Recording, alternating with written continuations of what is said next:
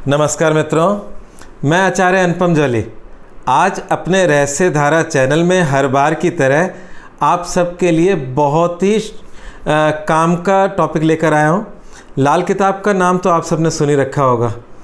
लाल किताब में एक ऐसा विषय है जो आपके पूर्व जन्मकृत ऋणों के बारे में बताता है और उन ऋणों की वजह से हमारे जीवन में कभी कभार अड़चनें और परेशानियां बनी रहती हैं और हमें उसका कारण नहीं पता चलता।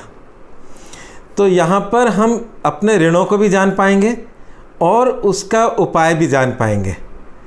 चलिए मैं विषय में एंट्री करूँ उससे पहले मेरा चैनल सब्सक्राइब करें, लाइक करें और इसे शेयर भी करें।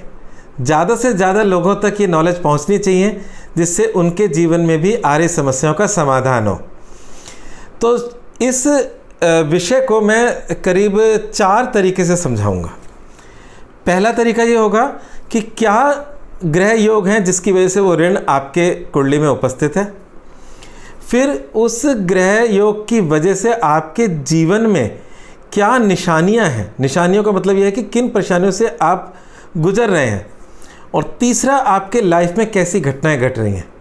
जब ये सब कुछ आपके साथ कनेक्टेड होगा तो आप समझ जाएंगे कि ऋण का सबसे ज़्यादा नुकसान मुझे पहुंच रहा है, और जब ये जान जाएंगे तो आप उसका उपाय भी कर पाएंगे। तो ग्रह योग, निशानियां, घटनाएं और उपाय, इन 4 फेजेस में हर ऋण को मैं समझाऊंगा। क्योंकि ऋणों में जो सबसे पहले हम ऋण को लेते हैं वो है स्वय ऋण, स्वयं का ऋण। ये सारे ऋण पिछले पूर्व जन्मकृत हैं और इस जन्म में कुंडली के अंदर प्रतिफलित हो रहे होते हैं। और उसको जानने के बाद हम उसका उपाय बहुत सरल तरीके से कर सकते हैं, कुछ भी कठिन नहीं है। तो शुरुआत करते हैं। सबसे पहले देखें कि अगर आपकी जन्म कुंडली में खाना नंबर 5, मैं इसको समझा देता हूँ। जो लोग ज्योतिष जानते हैं या नहीं जानते, दोनों के लिए ये बहुत आसान रहेगा। क्योंकि लाल किताब के अंदर आपका जो जन्म कुंडली होती है उसमें अलग अलग लग्न नहीं होते। जो आपकी वैदिक कुंडली है उसी को एज इट इज रख दिया जाता है। और जो लग्न में सदैव 1 नंबर का खाना माना जाता है। यहाँ पे राशियों का जिक्र ना करके प्रथम भाव जो है वो पहला नंबर खाना है, द्वितीय भाव दूसरा नंबर खाना है, तृतीय भाव तीसरा नंबर खाना है, और इस प्रकार से 12 खाने हैं। और 12 खानों में जिस खाने में ग्रह बैठा है वहीं से सारी बातचीत शुरू होगी। तो मैं वापस से स्वय ऋण की पूरी बात कर लूँ कि अगर आपकी जन्म कुंडली में खाना नंबर 5 में शुक्र या शनि या राहु या तीनों में से 2 या तीनों स्थित हो तो ये वाला ऋण होता है जिसे स्वय ऋण बोलते हैं। चलिए, ये तो पता चल गया, बहुत आसान है। 5th हाउस को चेक किया और हमें समझ में आ गया। पर इसकी निशानियां क्या है, आपके जीवन में क्या क्या हो सकता है। तो आपके जीवन में राजभय, जैसे सरकार से कोई दंड मिलना, निर्दोष होने पर भी मुकदमे में दंड या जुर्माना भुगतना पड़ सकता है। हृदय रोग, बाजुओं में दर्द, शारीरिक कमजोरी, आँखों में कष्ट और जिगर की खराबी हो सकती है। अब जो भी व्यक्ति के जीवन में ये स्वय ऋण है उसके जीवन में घटनाएं कैसी होंगी। जैसे मैंने शुरू में बोला था कि हम निशानियां और घटनाएं दोनों को जानेंगे, और अगर ये सब मैच कर रही है आपके जीवन से तो इसका मतलब ये समझें कि इस ऋण का सबसे ज़्यादा असर आपके जीवन पर है और इससे हमें मुक्ति पाने के लिए उपाय करना है। तो घटनाएं इस प्रकार से हैं कि जो जातक होता है, जिसके जीवन में ये योग होता है, जिसकी कुंडली में ये योग होता है, वो नॉर्मली नास्तिक हो जाता है, धर्म की उपेक्षा करने लगता है, स्वास्थ्य अनुकूल नहीं रहता, पूर्वजों के रीति रिवाज के अनुसार नहीं चलता। ये उसके जीवन का एक लाइफस्टाइल बन जाता है। और उपाय बहुत सरल है। जैसा मैंने बोला कि अगर किसी की भी कुंडली में ये स्वय ऋण हो तो उसके क्या करना चाहिए कि परिवार में जहाँ तक खून का संबंध, अब ये खून का संबंध क्या होता है, जो हमारे बहुत ही नज़दीक के रिश्तेदार हैं, जिसमें दादा दादी, माता पिता, बहन, बेटी, बुआ, भाई, चाचा, ताया, जितने भी सदस्य हैं, जिनको आप जानते हो, जिनसे आपका कनेक्शन है, उन सब से बराबर का धन। अब आप हर व्यक्ति शायद आपके साथ सहमत ना हो, तो आप इसके एक बहुत ही नॉमिनल भी कर सकते हो और सबसे सहमत हो तो उस हिसाब से भी कर सकते हो। 1-1 या 5-5 या 10-10 रुपए आप सबसे इकट्ठा कर लो, इसको देने में किसी को एतराज़ नहीं होगा। हालांकि आजकल इन रुपयों की कोई वैल्यू नहीं रही, लोग 100 रुपये भी आप इकट्ठा कर सकते हो। तो जो भी सब लोग देने में मतलब समक्ष हों या सब लोग उसमें राज़ी हों, तो आप बराबर मात्रा, मतलब अगर सबसे 1-1 रुपये लिए तो सबसे 1-1 रुपये लेना है, किसी से 10 और किसी से 1 रुपये नहीं। तो आपने सबसे बराबर रुपए लिए और जितना भी मिला आपको अपने रिश्तेदारों से जो खून के संबंधित हैं, उसको इकट्ठा कर लेना है। और इकट्ठा करने के बाद या तो आप किसी धर्म स्थान में उसको चढ़ा दें, उस पैसे को वहाँ कुछ उपयोग दे दें, या अपने परिवार का एक सामूहिक यज्ञ कर सकते हैं जिसमें सब लोग पार्टिसिपेट करें उस पैसे से, और उससे आपका जो स्वय ऋण है उससे आप मुक्त हो जाएंगे, ऐसा लाल किताब कहता है। और लाल किताब के चमत्कारिक उपाय होते हैं, ऐसा हम सब मानते हैं। तो लाल किताब के अनुसार इस उपाय से आप के ऊपर से बहुत हद तक भार उतर जाएगा जिन परेशानियों से आप गुजर रहे हैं। दूसरा ऋण का नाम है मातृ ऋण। नाम से ही आपको ज्ञात हो जाएगा, मातृ मीन्स माता का ऋण। तो अब इसका योग क्या है कुंडली के अंदर?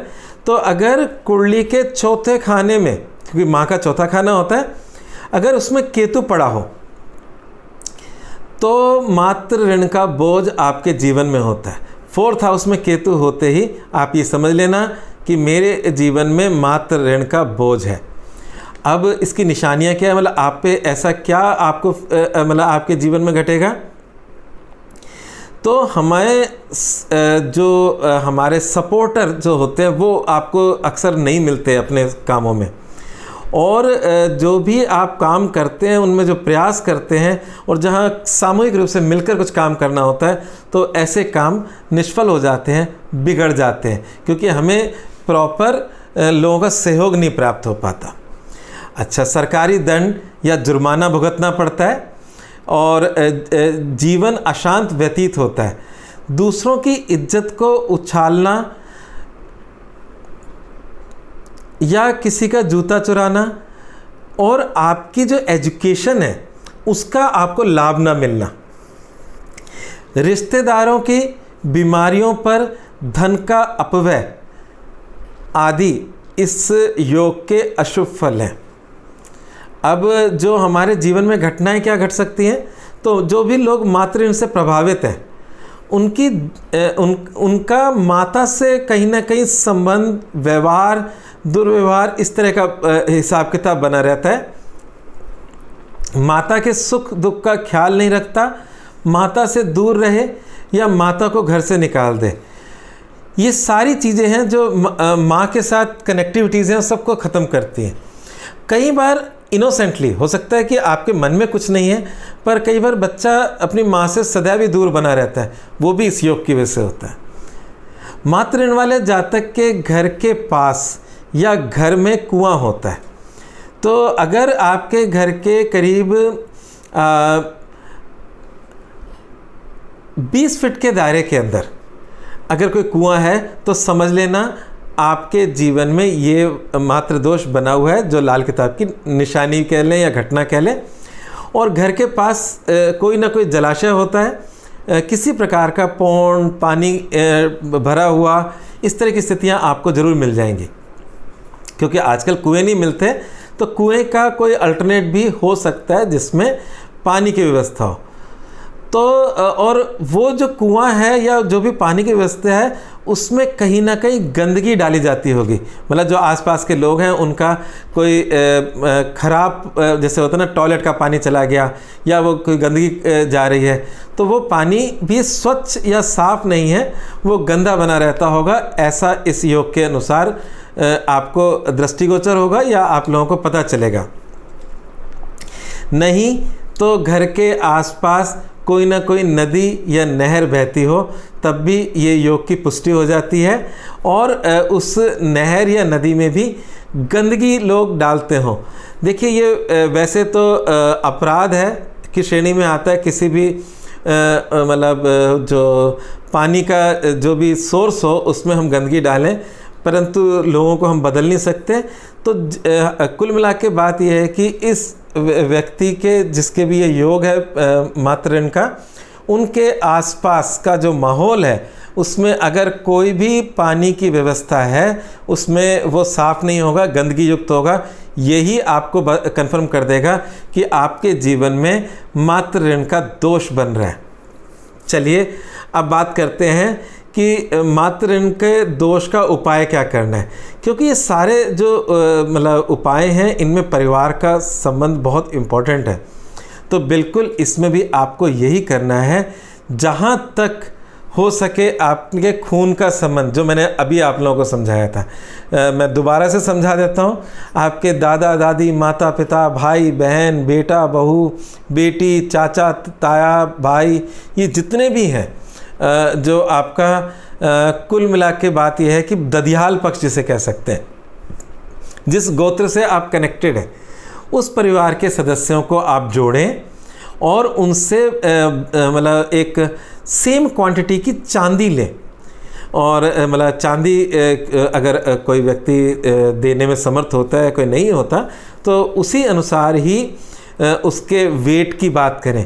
वो बहुत थोड़ा सा भी हो सकता है, 1 ग्राम भी हो सकता है, उससे कम भी हो सकता है, जो भी हो सकता है, पर वो बराबर होना चाहिए। नियम यही है लाल किताब के अंदर। तो सबसे बराबर मात्रा के अंदर चांदी ले लें और हो सके तो बहुत मिनिमम मात्रा लें, क्योंकि ये उपाय एक सिस्टम से चलते हैं। इसमें ये नहीं है कि ज़्यादा चांदी ले ली तो हमारा उपाय ज़्यादा बेहतर हो जाएगा। तो इसलिए पहले तो इससे डरे नहीं, इस उपाय को लेकर। तो इस उपाय को लेकर बिल्कुल न डरें। मिनिमम क्वांटिटी की चांदी ले सकते हैं और उसे किसी बहते पानी में बहाना है, मतलब दरिया हो जिसमें फ़्लो हो। जैसे मैं खुद जयपुर में रहता हूँ और जयपुर में कोई भी फ़्लो वाला पानी नहीं है। मतलब हमारे यहाँ पर एक जल महल है और वो रुका हुआ पानी है। तो जयपुर में रहकर अगर मैं मातृ ऋण का उपाय करना चाहूँ तो वो पॉसिबल ही नहीं है। तो हमें ऐसा स्थान चुनना होगा जहाँ बहता दरिया हो और वहाँ पर जो भी चीज़ डालते हो वो बह जाती हो।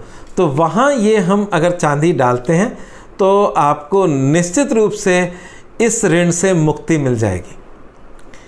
चलिए एक ऋण की और बात करते हैं। इस ऋण का नाम है पारिवारिक ऋण और इसके योग की भी बात कर लेते हैं। तो अगर किसी की कुंडली में मतलब जन्म कुंडली के पहले या 8वें खाने में बुध या केतु या दोनों बैठे हों, मतलब आइदर बुध और केतु या दोनों बैठे हैं, तो ये आपका एक तरह से कह सकते हैं कि रिश्तेदार का ऋण होता है। तो जैसे मैंने बोला पारिवारिक ऋण, तो आपके किसी रिश्तेदार का ऋण आप पर होता है और इस जन्म में उससे आपको उऋण होना है, मतलब ऋण से मुक्त होना है, नहीं तो आप परेशानियां झेलते रहेंगे। अब परेशानियों में सबसे पहले मैंने कहा था आपको निशानियां बताते हैं।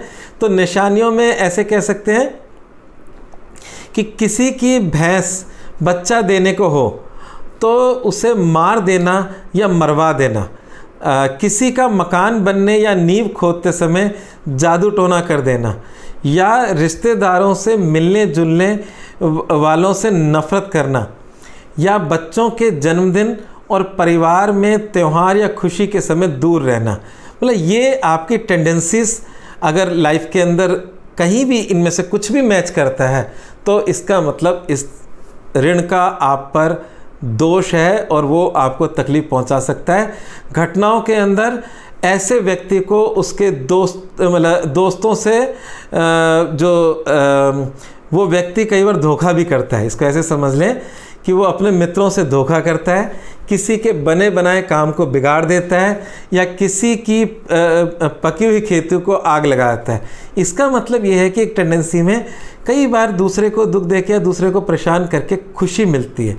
तो अगर ये टेंडेंसी है तो अतिशीघ्र इससे मुक्त हो जाए, क्योंकि हमारा ज्योतिष पूरा कर्मों का खेल है।